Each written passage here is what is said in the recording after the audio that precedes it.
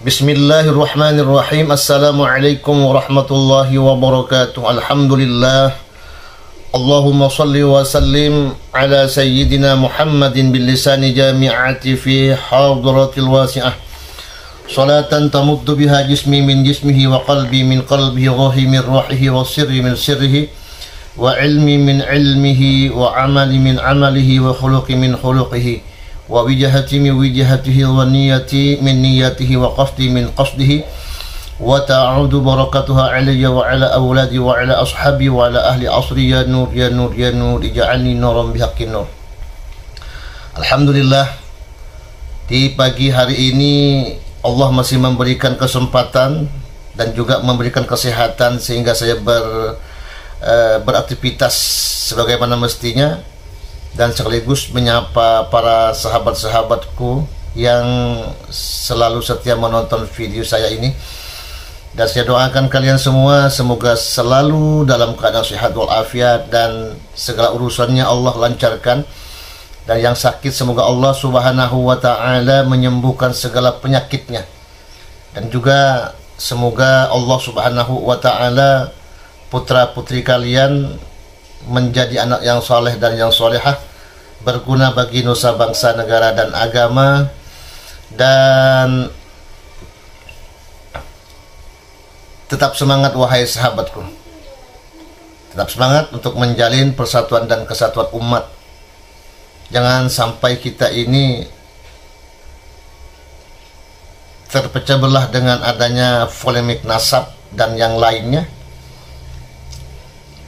Kita harus berprinsip, jangan sampai kita itu bisa diatur orang lain, apalagi cuman hanya kabar dan belum ada kepastiannya. Kita harus memakai akal sehat. Insya Allah semua permasalahan demi permasalahan yang kita hadapi akan terpecah, akan teratasi dengan baik. Mari kita tonton video ini sahabat ya, yang mana Ustadz Muhammad Muhaimin Baharuddin, beliau ini katanya santri ya, santri Kiai Haji Maimun Zubair. Masya Allah, tabarakallah, begitu alimnya beliau. Beliau menjelaskan tentang ilmu nasab, tentang surah wal istifadah ya. Ini sangat menarik kawan. Begitulah paparan-paparan beliau sangat ilmiah. Oke, mari kita tonton videonya sampai selesai dan selamat menonton. Bismillahirrahmanirrahim. Ini terkait asyuhra wal istifadah. Untuk membahas tentang asyuhra wal istifadah ini, terlebih dahulu kami akan membahas tentang mustanadul hukminya, di mana sesuatu yang menjadi hukum itu pasti ada dasar daripada hukum tersebut, baik diambilkan dari masadirut tasri', ayat atau ahkam, atau memang hadis-hadis dan seterusnya. Nah, ternyata di dalam kitab-kitab fikih, kemudian juga di dalam kitab-kitab ilmu nasab, itu didasarkan pada sebuah hadis Al-Imam Al-Bukhari, tepatnya pada juz pertama dalam bab ada il-khumus minal iman, yang redaksinya begini: Haddatsana Ali bin Al-Ja'ad qala akhbarana Syu'bah an Abi Jamrah qala kuntu aqudu ma'a Ibni Abbas yujlisuni ala saririhi faqala akim indi hatta aj'ala laka sahman min mali. Jadi peristiwa Ibnu Abbas ini yang diriwayatkan oleh Abi Jamrah. Abi Jamrah ini adalah salah satu mutarjim daripada Ibnu Abbas, karena pada waktu itu Ibnu Abbas menjadi penguasa dari Mengkibali Sayyidina Ali bin Abi Thalib di Basrah. Kemudian beliau punya mutarjim namanya Abi Jamrah. Nah, Abi Jamrah ditawari untuk duduk atau tinggal di sisi Ibnu Abbas sampai dijanjikan untuk dikasih uang, karena sebagai mutarjim, sebagai penjembatan antara Ibnu Abbas dengan rakyat pada waktu itu. Nah, kemudian pada saat dari syarah-syarah hadis, pada saat Abi Jamrah membahas tentang bahwa di rumahnya itu ada bejana atau kendong untuk membuat anggur, ketika itu Ibnu Abbas berkata seperti ini: Summa qala inna wafda Abdul Qais lamma atau Rasulullah sallallahu alaihi wasallam. Sesungguhnya pada saat delegasi Abdul Qais itu mendatangi atau sowan kepada Rasulullah sallallahu alaihi wasallam, qala manil qaum. Rasulullah ketika itu menanyakan manil qaum delegasi ini. Nah, para surahul hadis baik kayak siapa Ibnu Hajar Al-Asqalani dalam Fathul Barinya atau yang lain Al-Qari dan seterusnya, itu maksud dari pertanyaan itu adalah menanyakan tentang an-ansabihim, an-nasabi dhaif. Intinya itu, siapa yang datang itu maksudnya ini keturunan siapa. Sehingga dari hadis itu kemudian ada kesunan bahwa ketika ada orang didatangi tamu, disunahkan untuk menanyakan ini nasabnya siapa, dari mana, yang tujuannya apa? Liyunazzila manzilahum, agar supaya si tuan rumah bisa memposisikan atau menempatkan pada posisinya yang semestinya. Misalkan keturunan orang baik, kemudian kaum yang syaraf dan seterusnya. Nah, setelah itu jawabannya Abdul Qais tadi, qalu Rabi'ah, mereka menjawab bahwa kami adalah keturunan Rabi'ah. Abdul Qais, delegasi tadi, kemudian menjawab qalu Rabi'ah. Seketika itu disabdakan oleh Nabi Muhammad SAW, marhaban bil qaum au bil wafdi ghairu khazaya wala nadama. Selamat datang kaum keturunan Rabi'ah atau delegasi keturunan Rabi'ah tanpa terhina juga tanpa ada penyesalan. Nah, dari hadis ini kemudian para ulama mengistimbat hukumnya, sebagaimana diskursus ilmu ushul fikih itu, ketika ada sebuah hadis nanti digali hukumnya itu ini menimbulkan apa hukumnya. Nah, istimbatul hukumnya begini, para ulama sepakat, baik ahli nasab, baik ulama ahli fikih, mereka sepakat bahwa hadal hadis min asrahil ahadis, termasuk paling soreh-sorehnya hadis, dalalatan ala annal ansab tasbutu bisyura wal istifadah, bahwa hadis ini merupakan hadis yang paling soreh untuk mendalilkan syura wal istifadah sebagai mekanisme dalam penetapan nasab. Itu yang pertama. Kemudian sebelum saya membahas lebih detail tentang asyurah wal istifadah, terkait tentang definisinya, kemudian masanya, kemudian jumlah orang yang membawanya harus berapa, kemudian kedudukannya di dalam ilmu nasab bagaimana, terlebih dahulu dari hadis tersebut sudah difahami bahwa Kanjeng Nabi Muhammad SAW seketika mendengar jawaban dari delegasi Abdul Qais bahwa mereka keturunan Rabi'ah, ini Kanjeng Nabi langsung menetapkan bahwa nasab tersebut adalah nasab yang benar. Beliau mengiyakan, beliau mentakrirkan, ikrar. Berarti kalau ikrar Kanjeng Nabi berarti nasabnya sahih. Padahal Abdul Qais ini, kalau dilihat dari kitab sejarah, ketika menisbatkan nasabnya kepada kakek yang keenam, karena kita tahu bahwa Abdul Qais ini adalah bin Afsa, bin Du'mi, kemudian bin Jadilah, bin Anaza, bin Asad, bin Rabi'ah, bin Nizar, bin Ma'ad, bin Adnan. Jadi jarak antara Abdul Qais kemudian dengan Rabi'ah yang dinisbatkan pada waktu itu sampai 500 tahun lebih. Dan pada saat itu keadaan orang Arab belum menulis nasab-nasab mereka di dalam kitab-kitabnya. Belum ada budaya tulis-menulis. Rasulullah SAW seketika itu menerima jawaban atau membenarkan membenarkan jawaban daripada delegasi tadi tanpa mutolabah, mana syahidnya, mana kitabnya, mana catatan sejarahnya, mana bukti konkretnya. Tidak ada pertanyaan seperti itu. Jadi kalau kita memahami syura wal istifadah itu sangat mudah sekali, termasuk mekanisme yang sangat konkret, mudah dapat diterima, tidak bertele-tele, tidak seperti yang diklaim oleh Imaduddin harus syaratnya harus fi kulli zamanin, kemudian tidak boleh syahadah. Nanti akan saya bahas lagi secara detail. Sudah. Itu kemudian yang menjadi dasar daripada asyura wal istifadah mendapatkan relevansinya dalam syariat. Itu yang pertama. Yang kedua, sekarang kami akan membahas sedikit tentang perbedaan antara asyura wal istifadah sendiri. Sebenarnya bagaimana konsep asyura wal istifadah itu? Detailnya gimana? Dalam kitab Mu'jam Mustalahil Usul, kemudian juga dalam kitab Al-Ghayah fi Syarahil Hidayah karya Ahmad bin Ibrahim As-Saruji Al-Hanafi, beliau mengatakan begini, bahwa yang dikatakan syuhrah itu adalah keterkenalan sebuah nasab dalam satu daerah,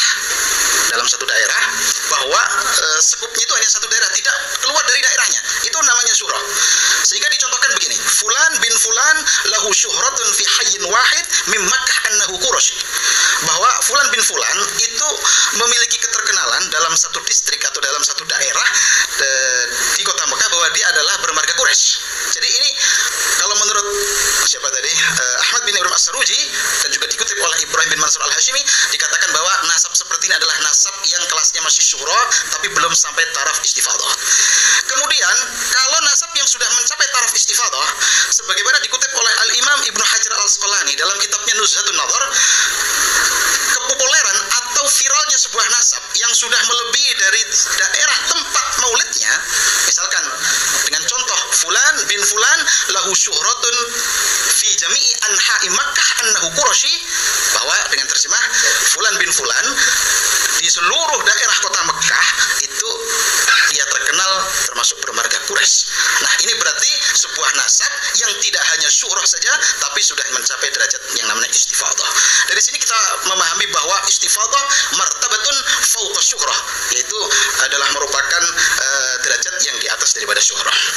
Kemudian juga yang harus kita tekankan juga, kami ingat dalam kitab Al-Fatawi Al-Kubra karya Ibnu Hajar Al-Haytami, beliau menyatakan begini, juz 2 halaman 59. Beliau mengatakan begini, bahwa al-istifadhah taratan taqwa ila haddil tawatur wa taratan lah.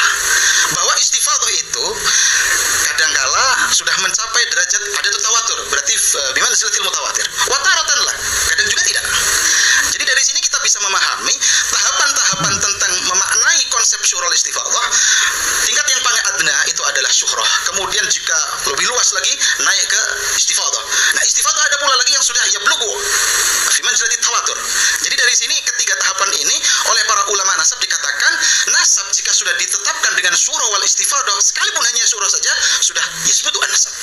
Nasab sudah tetap sudah. Oleh karenanya nanti ini juga akan membahas tentang seberapa jauh masa lamanya, kemudian kriteria syuhrah wal istifadhah itu mendapatkan pengakuan sihahnya di dalam ilmu nasab. Kemudian selanjutnya kami akan membahas tentang bilangan orang yang membawa kabar syai' dalam syuhrul istifadhah. Itu apakah ada jumlah tertentu? Misalkan harus ataukah 10 atau 20 atau 100? Fihi khilaf. Ada perbedaan ulama. Kami di sini akan mengkomparasikan antara kitab-kitab fikih yang klasikal kemudian dengan kitab-kitab fikih yang modern atau kontemporer. Begini. Untuk terkait pembawa syuhrah wal istifadhah itu sebenarnya harus orang berapa? Kalau kita mengacu dalam kitab Al-Majmu' karya Imam Nawawi Syarah Muhadzab, beliau mengatakan begini, bahwa ikhtalafa al-ulama fi jumlati adadin, dalam jumlahnya adat yang membawa syuhrah wal istifadhah. Kalau menurut Al-Imam Al-Ghazali, kemudian juga diikuti oleh Al-Imam Al-Mawardi dalam kitabnya Al-Hawi Al-Kabir, beliau juga punya kitab Al-Ahkamus Sultaniyah. Kemudian dan ini dimu'tamadi bahwa yang harus mencapai derajat jumlahnya itu harus adadun katsir yablughu adadat tawatur, harus bilangannya banyak kemudian sampai pada adadat tawatur.